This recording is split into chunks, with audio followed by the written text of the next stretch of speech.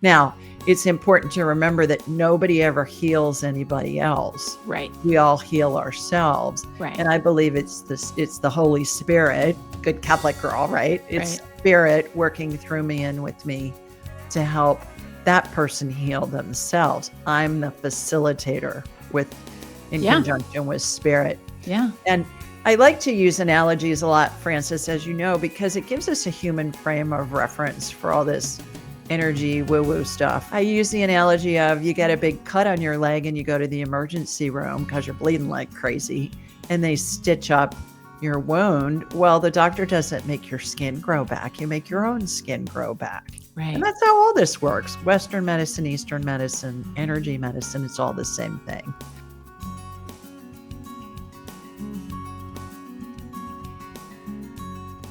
Hello, my miraculous friend, and welcome to another episode of the Magnify Your Miracles podcast. This is Reverend Frances Faden, and I'm so grateful that we get to spend this time together helping you magnify your miracles. Today, I have a super special guest to introduce to you. She's awesome, Julie Ryan. I'm so excited to share her energy with you. But before we get into all that in the world of psychicness and medical scanning and all the things that she does, all the amazing things that she does, let's take a few deep breaths together just to get ourselves grounded and centered. Breathing in the energy of expansion, breathing out anything you no longer need. And we do this because we just want to get body, mind, and spirit in the same place at the same time and really help us to be as open and receptive as we can be so that whatever you need to hear today to help you move powerfully forward to magnify your miracles is exactly you're going to hear and exactly what's going to happen. We're going to take one more deep breath together in gratitude, and we can begin. All right, my friends. So again, I am so excited to be here with you and to get to share with you the fabulous Julie Ryan. Julie is a psychic medium and a medical intuitive who can sense what medical conditions and illnesses a person has and facilitate energetic healing, which I can't wait to talk about that. She can communicate with spirits both alive and dead. And she is a buffet of psychicness, which I love, and can scan animals. She can access people's past lives, and she can tell how close to death someone is. Her book, Angelic Attendants, which we'll be talking about, what really happens as we transition from this life into the next, describes a series of events that involves angels, multitudes of deceased family and friends, the spirit of deceased pets, and countless serendipitous and miraculous moments. Julie's Angel Messages books are picture books that have angels answering kids' tough questions.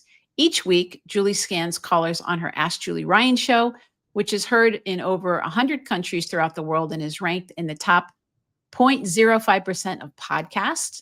Julie is a businesswoman, an inventor, an author, a podcaster, and a serial entrepreneur, which I love.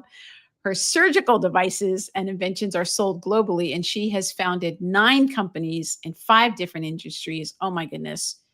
And Julie's psychic and medical intuitive skills are learned, which we're going to be finding out. So welcome, the fabulous Julie Ryan. Oh, right back at you, babe. I'm so delighted to be with you. You've been on my show. We're getting ready to air it soon, and we had such a great time. So thank you for reciprocating. Absolutely. I love, well, first of all, I love your book. Your book is awesome.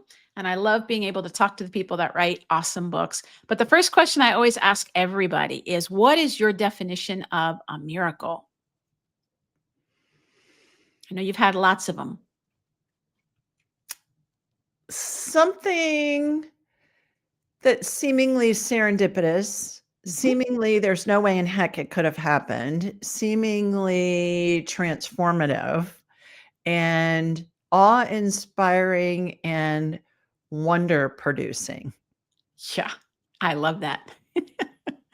Absolutely. And I know that you are in the miracle business as well. I've had all kinds of things, but I want people to know a little bit more about your story. So I said you had these 9 businesses, which in and of itself is amazing. And how did you discover all these psychic gifts that you had, and I know some of the story from when we were talking before, but tell the audience a little bit about your journey from serial entrepreneur to psychic Wonder Woman. Well, I didn't have dead people chasing me as a kid, or if I did, I didn't know it. So I learned how to do all this stuff, Francis, Did you wanna and learn how to do it, or yeah, did it well, I didn't even know it existed. I had a interesting? friend a little more than 30 years ago give me a book called Anatomy of the Spirit by Carolyn Mays, Carolyn Mace, yep. and she called herself a medical intuitive, and I thought, "Well, what the heck is that?" I'd never heard that term before, and I had been in the hospital supply industry for quite a while at this point, and was helping people heal, but helping doctors help people heal and other medical practitioners in the hospital and surgery and in other departments in Yeah. the hospital. First as a sales rep and then as an inventor and manufacturer of surgical devices. So I wanted to know more. And back then we didn't have the internet yet, which is Mhm. really hard to believe. I I mean, know, I, I I know. remember when I got my first fax machine, I thought, this is magical.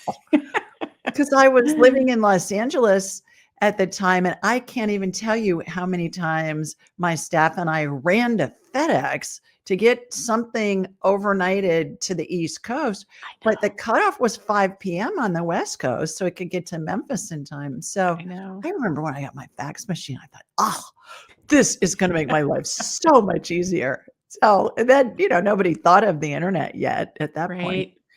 So I did the old-fashioned thing and I went to a bookstore. I thought a bookstore might be more likely to have some of this woo-woo stuff than even my local library. And I found a book called Hands of Light by Barbara Brennan, Barbara Brennan, yep. the late NASA physicist who Yeah, parlayed very complex quantum physics concepts into understandable English for the non-scientific mind. That would be me. yeah, And she was using energy to help facilitate healing, and I wanted to know more, so I called her school, which at the time was on Long Island, and I said, "You guys got yeah, anybody teaching this stuff in my area?" And yeah, lo and behold, they did. And so I studied with my mentor, who I talked to yesterday. She's in her mid-80s now, and I talked to her yesterday. I talk to her at least once a month, and I studied with her for 6 years. Well, fast forward, now I teach in a weekend, what it took me 6 years to develop. I guess I was just a slow learner. I don't know. it was a And different frequency back then, Julie, different it I really agree. was. Well, and I equate it to you think about how did we communicate? Back in the day, we used carrier pigeons. Then we went to horseback riders delivering Yeah, messages. And then we went to the Pony Express and telephone and mail and now we just communicate instantly with the technology that we have. And it's a similar thing yeah, that I've perfected it over the years and figured out, okay, anybody can do this stuff because everybody has the ability. We're all doing it. We just don't realize we're doing it. And then we just develop and enhance it. So it's really been a lot of fun to be on this journey, totally unexpected. When I was in classes, Francis, people would say to me, "Why are you doing this?" I'd say, "I don't know." And they say, "What are you going to do with it?" Again, I have no clue. And yeah. and here I am. I So was your curiosity drew you, right. but then so did you find that it was kind of a gradual building up, or was it like, boom, the door opened?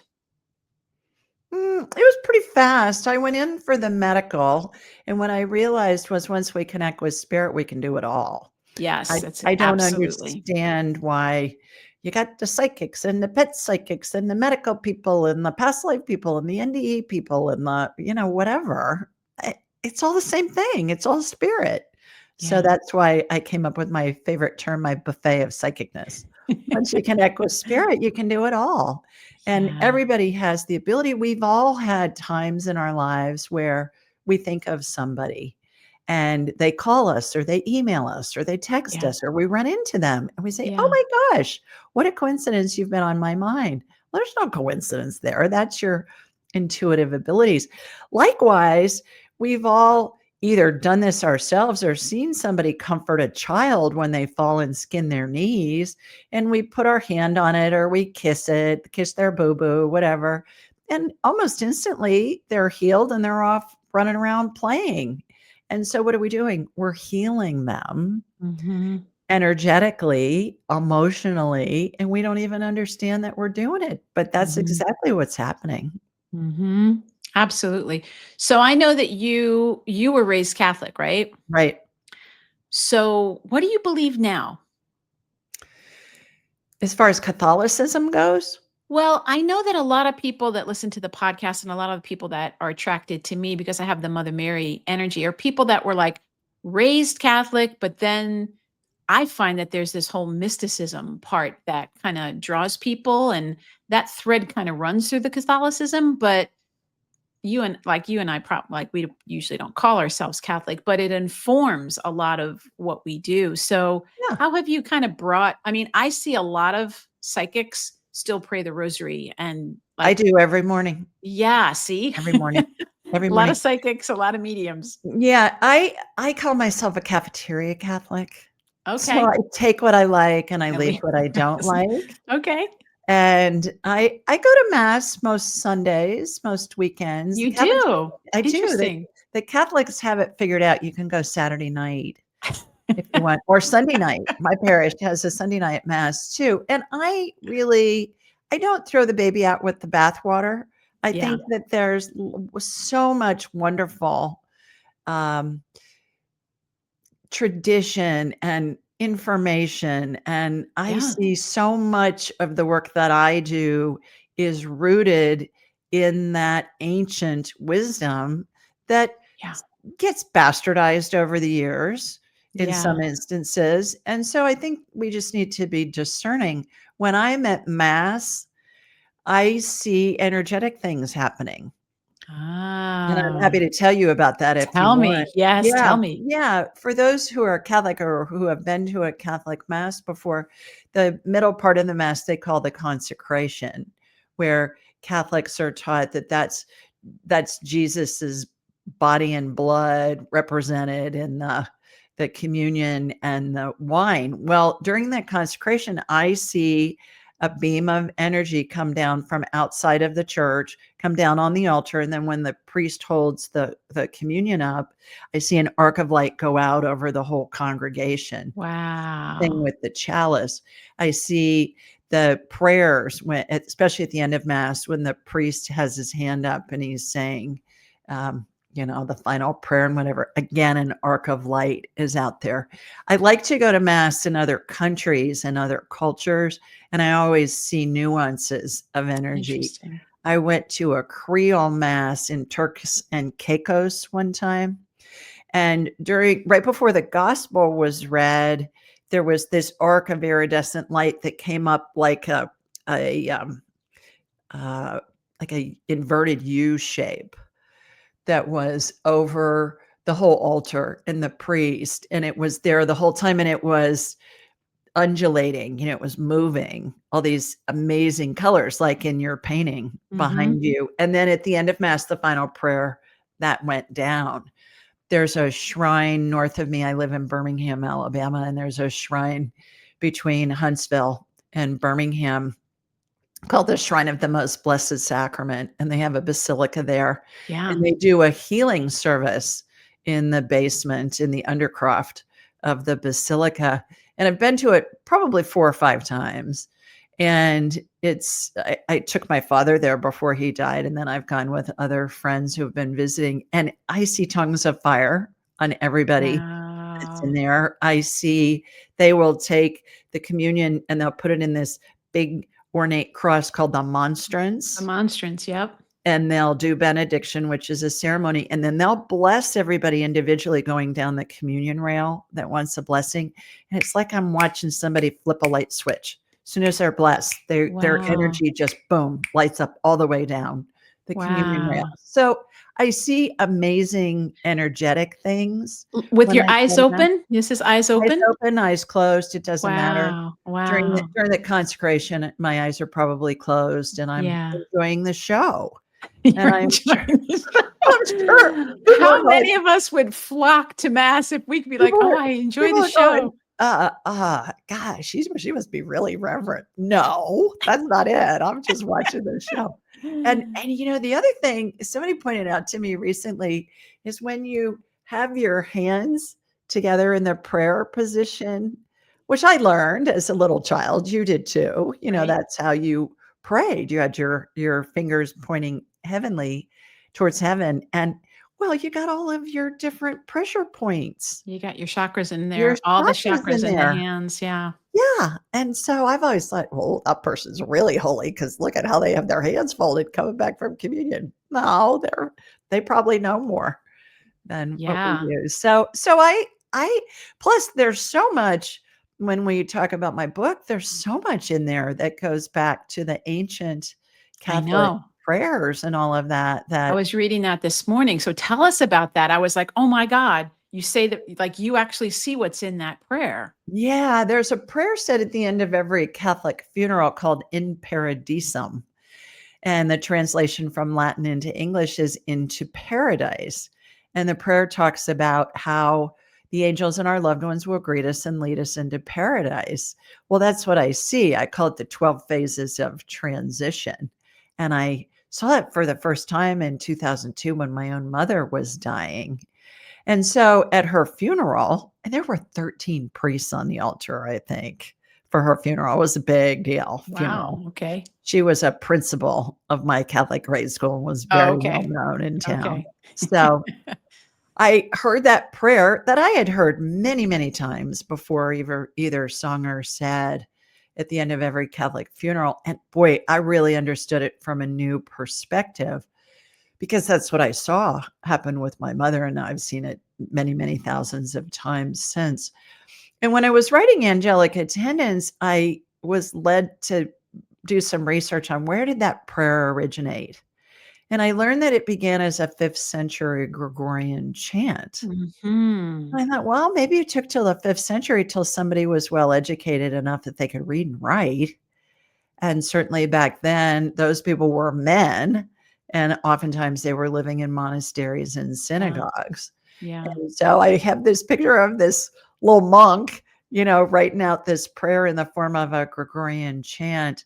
And that was 5th century. So that is ancient, which leads me to believe that people have been able to see this since the beginning of time. And perhaps as we've become more well educated in the last couple hundred years and more proof based, we've Mhm. lost sight of this. But boy, it just hit me like a ton of bricks between the eyes when at my mother's funeral. I was like, holy Moses, I just saw this happen with her. Exactly what they're talking about in that prayer. Okay, so we wanna let people know a little bit more about this, and we have to talk about how your spirit guide came to you and asked you to share this work about how people transition. I mean, this book goes through exact like these 12 phases. I mean, I was reading it and I was like, "Oh my god. How is it?" And so we'll talk about this in a second, but let's talk about your spirit guide because it's fascinating. Yeah. Speaking One of day Catholic energy.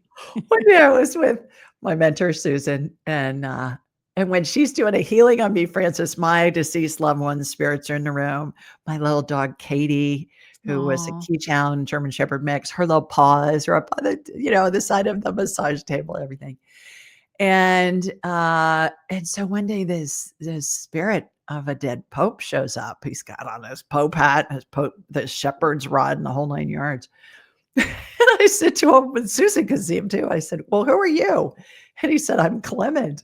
And I said, "I'm so sorry. I've never heard of a Pope Clement." And he laughed and he said, "Yeah, well, I was number 6." I said, "Okay, great. How may I help you?" And he said, "Well, you're supposed to teach the world what happens when somebody dies because it's been so bastardized over the wow. millennia and people are so afraid. And that's nonsense. It's glorious. So, you need to teach the world what happens as somebody's dying." And I said, no, thank you. I'm not interested in that. I'm a businesswoman. People will think I'm nuts. But thanks Yeah. for stopping by. Thanks, but no. Thanks, but no thanks. So he said, "No, seriously,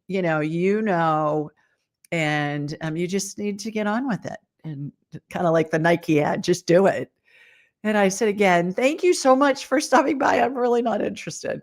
So I left a little while later and I'm in the car and I was led to look up on my phone Pope Clement the Sixth.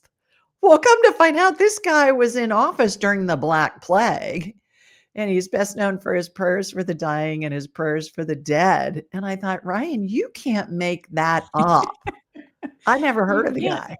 Yeah. You So it took me another couple of years to get the golden ovary courage. Guys have breast balls, girls have golden ovaries.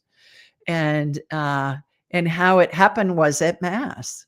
One weekend I was sitting between my husband and my son, and the priest from the pulpit during his sermon said, wouldn't it be great if somebody could tell us if the angels and our loved ones really, meet us and lead us into heaven? Mm. And I'm getting elbowed from my husband and my son. And I just said, God, really? From the altar in the middle of mass, you're giving me grief about this. And so then I decided to go ahead and write this stuff down and write my book and do my website. I do have another fun story about that. May I share that real Yes, quickly? please. So I'm thinking, oh, this is just going to, I was worried it was going to affect my businesses. And I thought, people are going to think I'm nuts. So I was at a conference in Austin, Texas, shortly thereafter. And we had just put up AskJulieRyan.com. And I was lecturing about a business thing at a business meeting Mhm. of C-suite executives, primarily men. Yeah. So I gave my talk, and at the end of my talk, this guy comes up with his iPad open to AskJulieRyan.com. And he said, is this you? And I'm thinking, yeah, that's my picture. I'm thinking, oh, get ready. And he said, well, I want to know more. Can we sit together at lunch? And I'm thinking, I'm just going to get pummeled throughout all of lunch. Mm. So I said, sure. And I'm thinking, oh, please. But I'm cheery on the outside. So I sit with him at lunch, Francis, and it's a table of 8, and it's 7 C-suite guys and me. None of them wanted to talk about anything to do with the conference. They didn't want to hear about my talk. They just wanted to talk about woo-woo. Wow. The whole conversation for an hour Mhm. was about woo-woo and them asking me questions. And it was one of the most remarkable conversations I'd ever had. And I thought, okay, God, I'm in full bore, full till, whatever the saying is, because that was confirmation to me that, all right, you're on the right path. You just need to go do this. And Mhm. that's really what launched it all. That's amazing. Ah, I love hearing the priest saying it from the altar, like, hey, this is what's happened. But it's so good to hear because so many of us, we get those nudges. I mean, Mother Mary was knocking on my door for a long time, and I was like, no, thanks. No, Yeah, thanks. yeah. And even I don't know if you know the author Lorna Byrne, who works with the angels, but it's Yes. one of the things she says, and it cracks me up. She's like, "Oh, I tell God no all the time." She's like, "Nope, God, I'm not going to do that. Nope, nope, nope." Yeah. And it makes me laugh because people think that people who have these abilities are just saints or something, and we all have our stuff of like, I don't know if I can do that. Well, and Clement is so funny because he always shows up and he's got his Pope hat on, and after all these years, I say, "Clement, I know who you are. You don't have to wear the hat." And he says, "Yeah, but it looks good, don't you think?" He's hilarious. That's Spirits are so a riot. funny. Mother Mary is with me a lot too. I had a healing yesterday, I was telling you, with my mentor, and Yeah, she's always at my head. She's always at that's my where she head that's where when she there's a is. healing. Yeah, yeah. That's where she And is. It's Clement's always at my left foot, and he uses his shepherd's rod in the healings for me when I'm getting work done by my mentor. He uses it like a crossing guard. He'll lower it, or he'll twirl it, or he'll do a lot of different things with his shepherd's rod, which is just a riot.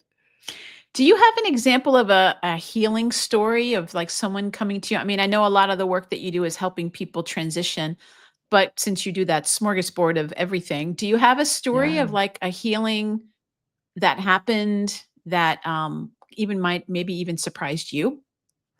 Yeah, a couple. I have one, thousands of them, I but know. the two that come to mind, one is very simple and the other one's very complicated, if I may share those. Sure. Yeah. The first one that was simple, and this was earlier this year, I was working with a client and she had a ganglion cyst on her knuckle, like her ring finger of her right hand. And so we worked on it, we did a healing on it. And then her husband was on the call too. So we were working on him and talking about a bunch of different things. And at the end of the call, she said, "Julie, the cyst is completely gone." Mhm. And she's a graduate of my training, and so I'm still in touch with her, and she said, "And it hasn't ever come back." Wow. So that was instant.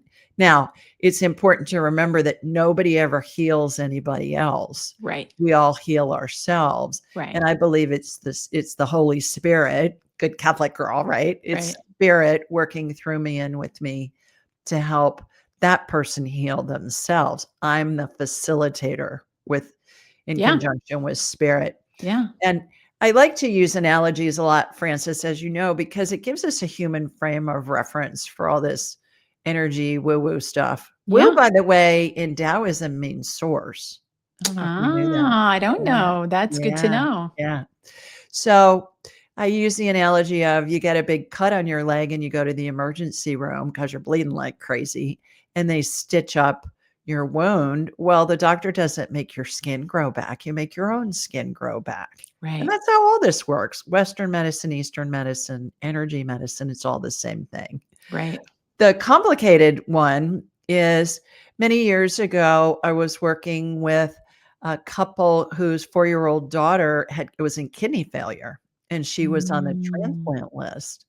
And I watched a new kidney get inserted into her little body, and they took her in for some scans, some X-rays at the hospital, and she'd had many before. And the doctor came out, and the doctor said, "We need to do another round of X-rays because they're not matching, our previous X-rays." And then they did, and the doctor came back out, and he said, "I don't know what to tell you. It matches the X-ray that we took a few minutes ago, but it doesn't match any of her previous X-rays. It looks like the kidney of an 11-year-old, and she's 4." Mm. And so my client, the mom, called me and she said, "How old was that donor patient in that healing that you saw, that surgery?" And I said, "I don't know. They were under a sheet." I had no idea. And because in surgery, you don't see the person, you see the area they're operating on. And so I went and I asked, and it was somebody who was a preteen. And Mhm. long story short, that baby at 4 is now in her mid-30s and did not have any problems ever since that healing Wow. and hasn't needed any more kidney issues, Wow. resolved. Fast forward, that happened 25 years ago. Fast forward, I never see transplant surgeries happen now in healings. I watch new organs get generated with stem cell energy.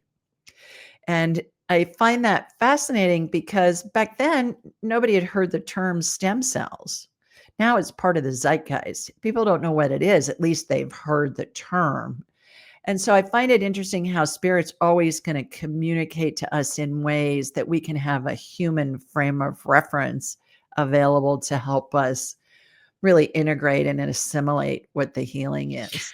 So let me understand. Are you saying that that's the healing, like you witnessed it or that you helped facilitate that kidney growth? Like what I'm not Both, sure. both. Both. Okay, so she Yeah. was having a transplant, you saw it and you were able to Energetically. energetically help with okay.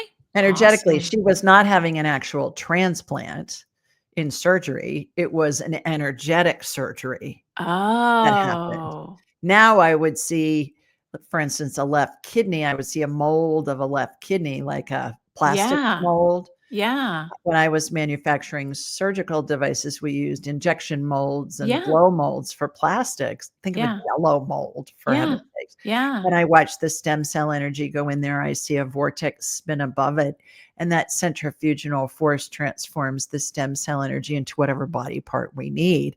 And then I'll watch that body part get implanted into the patient after the Ah, diseased kidney, for instance, is removed. So I'll see it get clamped off, the plumbing, like if they yeah. actually do in Yeah. surgery, and Yeah. I'll watch the stem cell energy generated kidney get put in place. Wow. I'll watch it get stitched in.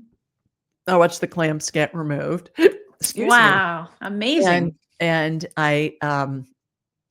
the thing that's so funny is when a new body part is installed, it sounds like a diesel motor starting up. It sounds like a Harley or a Mhm. a 18-wheeler starting up. I'm Wow. not sure why, but it's really Yeah, funny that's just how it when communicates I to you. That's yeah, amazing. when I see it. Yeah. Well, so inspiring. Okay, so tell us, one of the things I loved about your book with these all these these 12 phases of transformation. Transition. Well, I'm reading from your book. It says Yeah. transformation right there. But yeah, transition. And phase 1 is the spirit exits the body. And I was like, "Hey, what?" It's like, how could that be one? So tell us how someone's spirit can exit their body when they're not gone yet. Like, how is that the first of these 12 steps? Yeah, this it's been my experience again doing this thousands, probably tens of thousands of times at this point, where the I was taught in Catholic schools the spirit or the soul is someplace in the chest area. Mhm, Well, that's not what I perceive. mhm, I use the word spirit because soul has a religious connotation to me. So I mhm, use the word spirit. I think it's the same thing. So what I perceive, Francis, is that the spirit is the main part of us and the body is inside the spirit. I love that. So you think about look at the old masters' paintings of a religious figure, Jesus, Buddha, saint, whomever. Oftentimes they're depicted with a halo around their head Yeah, or their whole body. yeah. Well, that's their energy field. It's their aura. It's their spirit. It's all the same thing. And it's all enclosed in what I call the energy field membrane. And Mhm, it's a really thin, stretchy, kind of plasticky membrane. Think of like a plastic bag. Think of a mhm. plastic bag with a goldfish in it. Right, If you have a right. picture of that, the goldfish represents our body, the water represents our spirit because the body's inside the spirit. The plastic bag represents the energy field membrane. I love that. It's the container.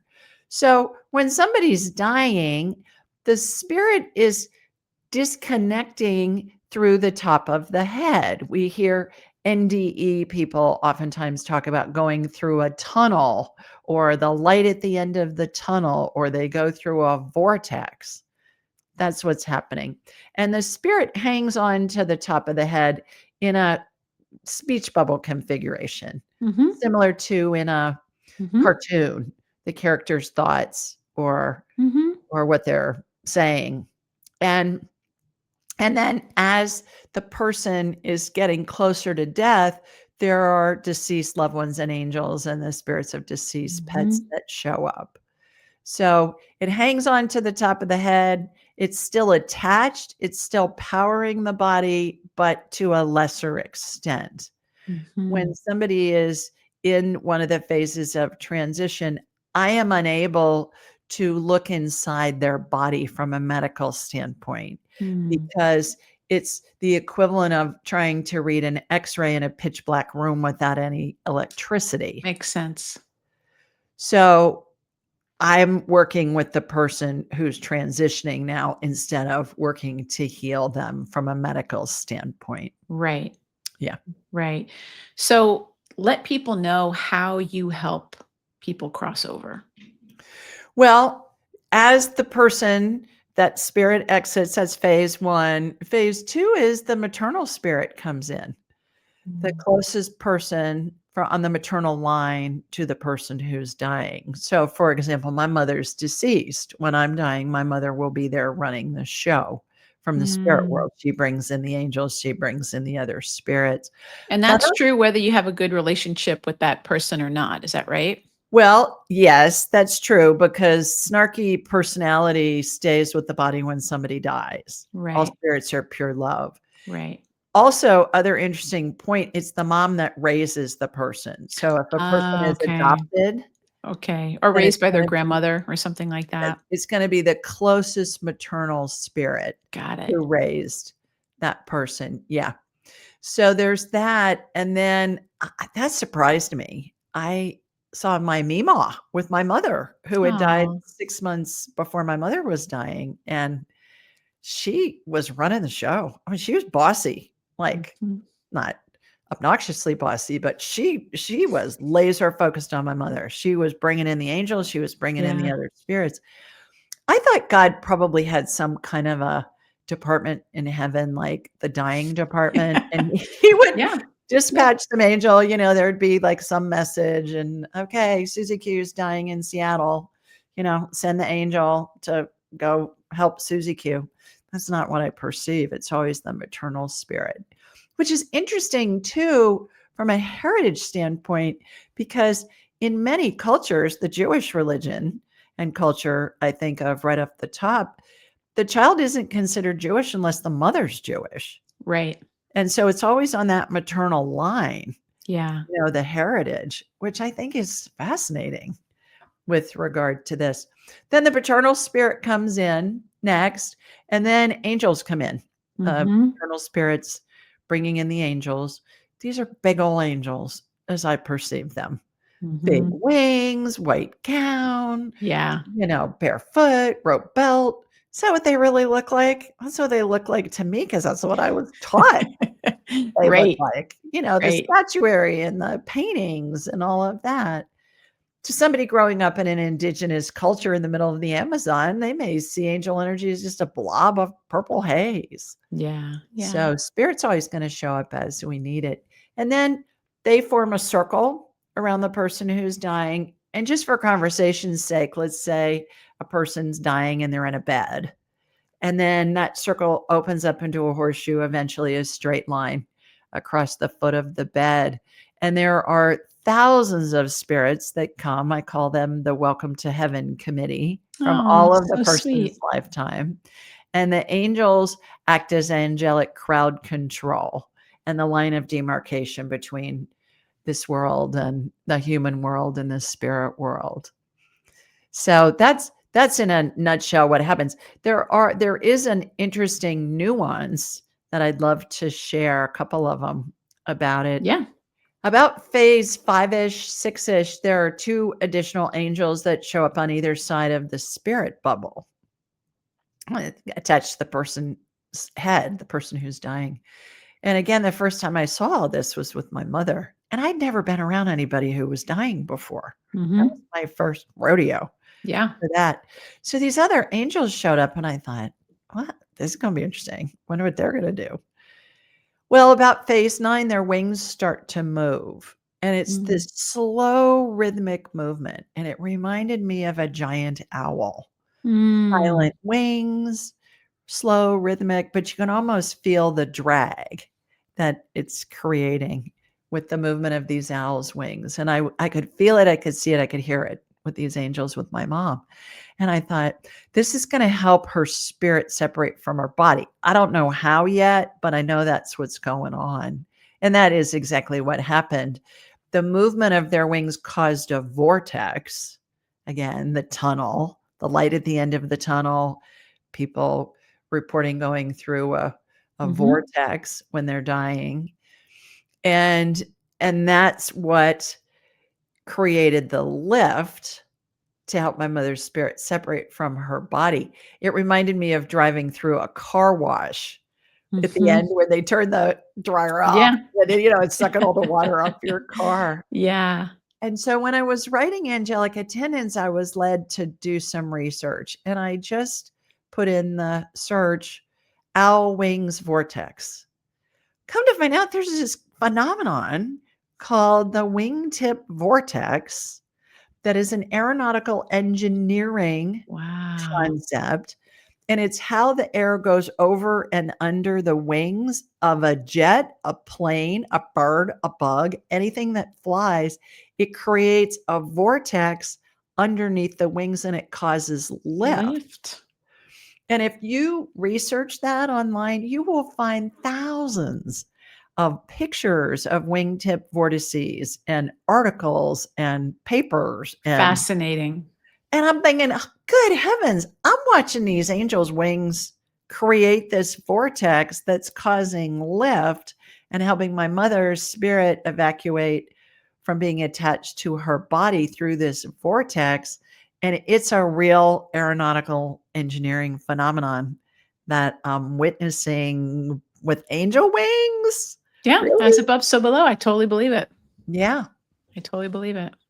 Wow. So now you don't have to be in person to be witnessing and facilitating this, right? In terms of how you No, help people. I'm never I mean, I That's was what in I thought. I person with just my wanted to mother. clarify that for people that if you want Julie's help with someone that's crossing over, you don't have to be there in Alabama.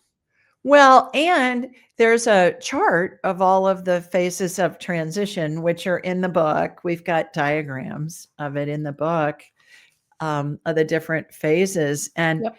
there's a chart at askjulieryan.com on the 12 phases page that anybody can download for free. I'm going to put that And right here. So on so askjulieryan.com. julieryan.com. And I Mhm. always say, if you have somebody who's a loved one at the end of their lives, download that chart and save it on your phone. And then you just ask aloud or in your head, what phase is my grandmother in? And you'll hear a Mhm. number. And then you can refer to the chart. If you see that they're progressing through phase 6, 7, 8 in rapid succession, by the time they get to about 9, you want to be getting the family in there to say goodbye for those who want to be there to give their, love and all of that at the end. And Mhm. it's really helpful to families because people are taking time off work, sometimes traveling vast distances in order to be there at the end. And they find it really helpful. That's so helpful. So for those of you who are listening, it's askjulieryan.com is where you can go. I'm curious with all of your guides, have your guides been giving you any insight about this time that we're in? I know that we're in this 9-year vibration. It's like people keep asking me, like, what the heck's going on? Have they given you any insight about it? Or like how are we to respond to this time? Well, each generation comes in more advanced. We Right. all know toddlers who know how to use our iPhones better than we do. Right. I mean, and they're not even talking in sentences yet. So each generation comes in more advanced. What I've also gleaned is that the old ways and the old ways of thinking where it's so fear based, those people are dying off. I know. That's my And feeling about it too. and the younger people are not so inundated and conditioned with the fire and brimstone and the hell and heaven and all that kind of nonsense. And they're more spiritual. They're more interested in the spiritual side of the equation, not just doing what a religion or a culture or a government says. I mean, they're questioning it. Now, furthermore, we've always had differences. People say, "Oh, we've never been so divided in America before." That's nonsense. Have you ever heard of the Civil War? Yeah. We just didn't have a 24/7 news cycle and all the social media that keeps us ensconced in it if we choose to participate in that. So, I don't believe that we're more polarized than ever before. I believe that the zeitgeist is changing and people are more interested in, I know there's more to life. Yeah. I know that more is being exposed as far as energetics and how can we use energy to help heal? How can we communicate with spirit? All of that. And people are less afraid of it. And so they're more interested in it. Yeah. I totally agree with that. Absolutely. All right, let's talk a little bit about your beautiful training because I know a lot of people that talk to me think you can only be born psychic. Like if you're not born psychic, you can't learn it. But you say that everything that you have is learned. So Right. tell us more about how you teach people. Like how if people want to be able to do some of the stuff that you do, Yeah. how do you do that? Well, my next training is October 24th through the 26th in Atlanta. Atlanta's the busiest airport in the world. People can get to Atlanta from anywhere. in the world. We have people from so far 15 countries from all walks of life Wow. who've taken my training, and it's so much fun, Francis. It's you learn how to do the whole buffet of psychicness because you connect with spirit, and then you can do it all. And it just enhances a person's life in every area. Most people that come to my training don't want to do this for a living. They Like you incorporate didn't it. want to do it for a living. No, they incorporate it into their medical practice, Oh, yeah. or they're a medical provider, they're a nurse or a physical therapist or a phlebotomist or whatever. A lot of professors from all different subject matters, lots and lots of professors, lots of teachers, lots of moms and housewives and Mm, grandmothers, lots of people from really all walks of life. We have Broadway stars, we have movie stars, we have mm, uh, massage therapists, we have really all over, all across the board. And the key is learning to communicate with spirit gives you access to universal intelligence on any matter. that is it right there.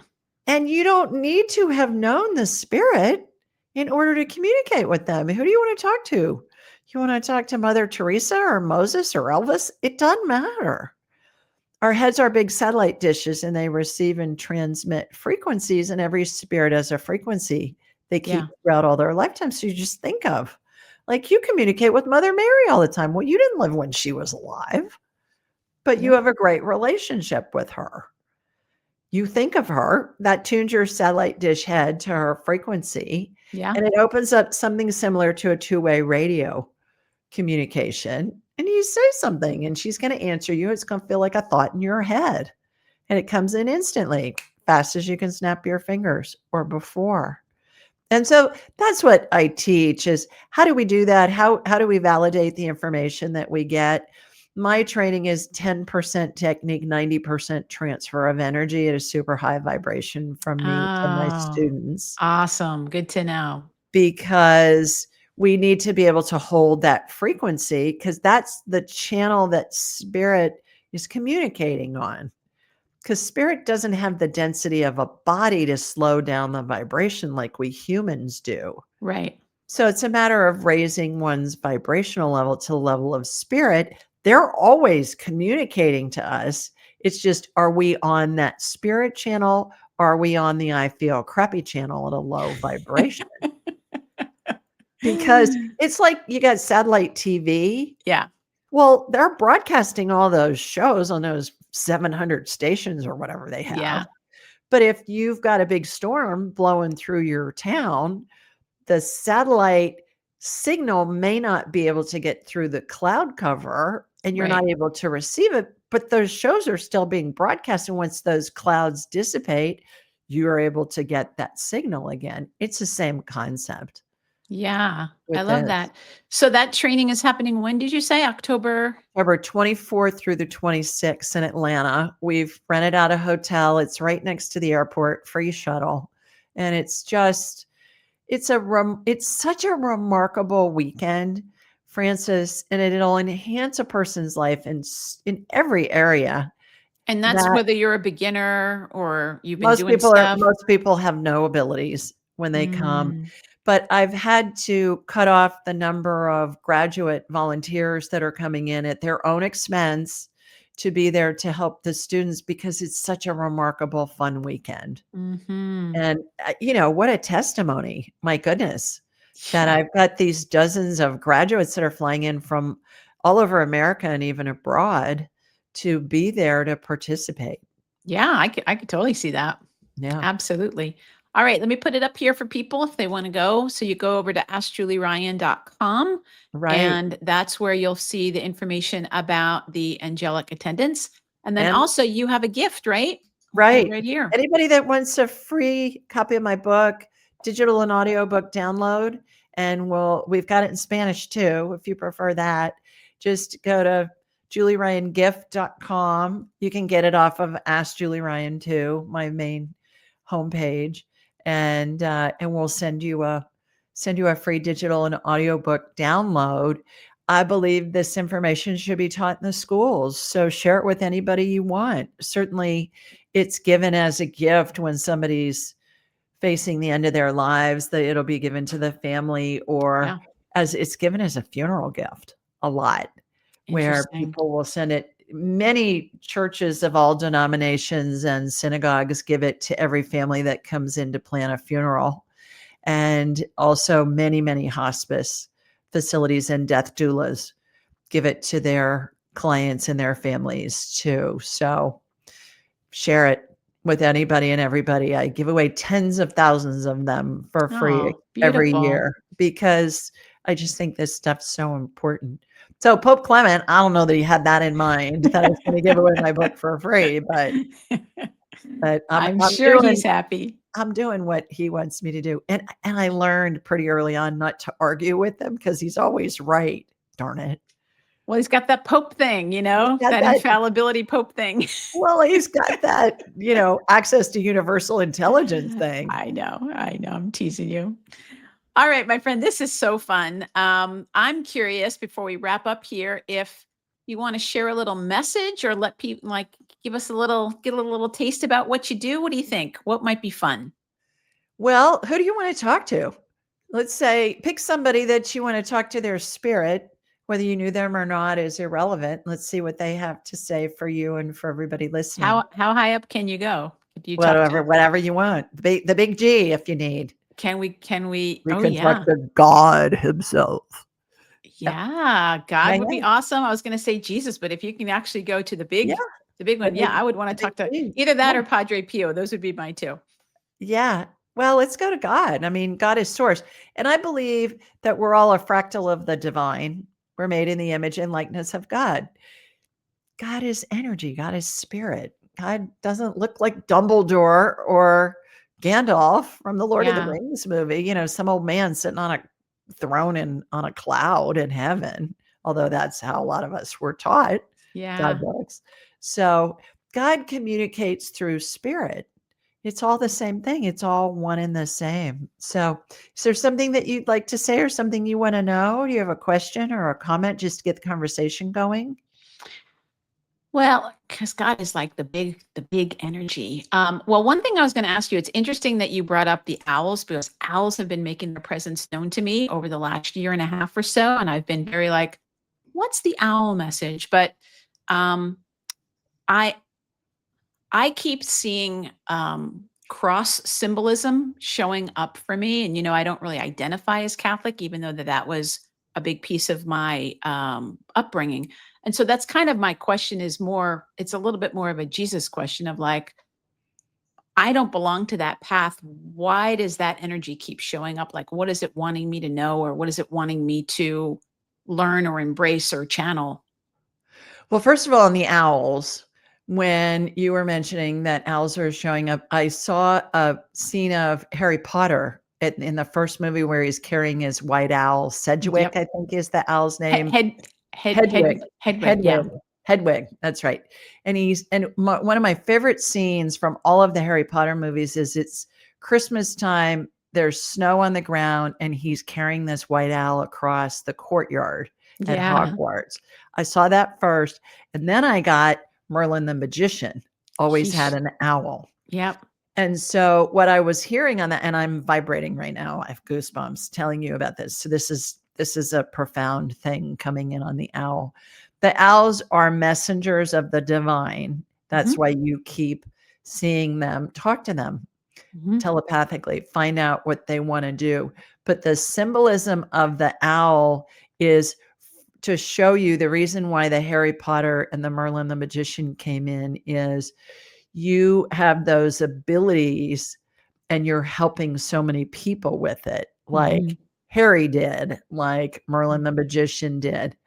As far as the Catholic and the Christ symbolism, it's the Christos energy. mhm. And the Catholic is a container that energy has been harnessed into, and Yeah. stay focused on that, on the Christos energy, not the rules and regulations. Right, yeah. That's all come from man over the years. but it's that energy, it's that Christos energy that I see at Mass happening, that I see in the healing services at the shrine in Hanceville, Alabama. Mhm. That's that Christos energy, which is from the divine. And we all are a spark of the divine.